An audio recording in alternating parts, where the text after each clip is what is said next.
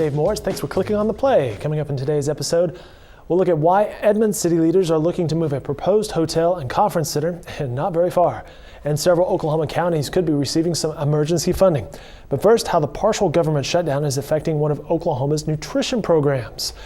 Here to tell us about these stories, the Oklahoman's Nick Tragakis from the Oklahoman's Newsroom. Nick, thanks for your time. Thanks for joining us. Yeah. Let's lead off with that one about the Oklahoma nutrition programs, a story Jacqueline Cosgrove is working on. Yeah, it's popularly known as the WIC Program. It's Women, Infants, and Children. It's a supplementary food program.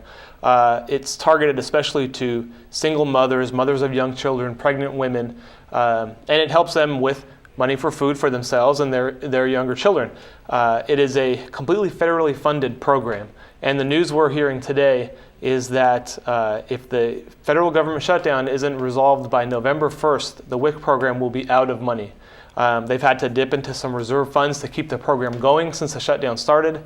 And unfortunately, they've set this end date now of November 1st of where, hey, we're just going to be out of money and we won't be able to provide these benefits anymore. Well, speaking of Washington, our man in Washington, Chris Castile, has the following story where a recent poll shows Oklahomans overwhelmingly support a new immigration proposal. What can you tell us about this story? Yeah, it's a 4 out of every 5 Oklahomans who were polled showed support for a Senate-passed immigration bill. The bill would call for tighter border controls, for a 10-year path to citizenship, for immigrants who have a job, pay taxes, stay out of trouble with the law, things like that.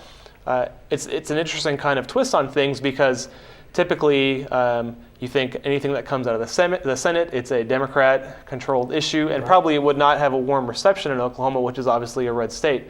But what the pollsters found was that 4 to 5 actually liked this version of immigration plan that the Senate came up with. Interesting stuff. Well, you may have been woken up this morning by the hail and the rain. I know I certainly was as that came through. Well, parts of the state are still dealing with drought conditions today. Governor Fallin declared a drought emergency for some Oklahoma counties. What's the news on that front? It's 5 counties total. Up in the Panhandle is Texas County, and then in far southwest Oklahoma, Jackson, Tillman, Greer, and Harmon counties. Fallin has declared this state of emergency for drought, and what that means now is that the states will have a crack at some money from a special fund for this particular type of drought emergency that was actually just created in the past legislative session. So some recent action by lawmakers, and now we did get rain here in the metro, but they're still struggling out there on the western side of the state, and so maybe now they'll have some funds to help people with that situation. Well, one last story to tell you about. I mentioned this story out of Edmond where city councilors have been asked to move the proposed hotel and conference center, and not that far, just a quarter of a mile. Yeah, if you're familiar with development in Edmond, then you'll know about the Interstate 35 Covell intersection. It's been predicted now for several years to be a hotbed of development, and there's some really concrete plans coming in there, including this hotel and convention center. It was going to be right at the intersection of Covell and I-35.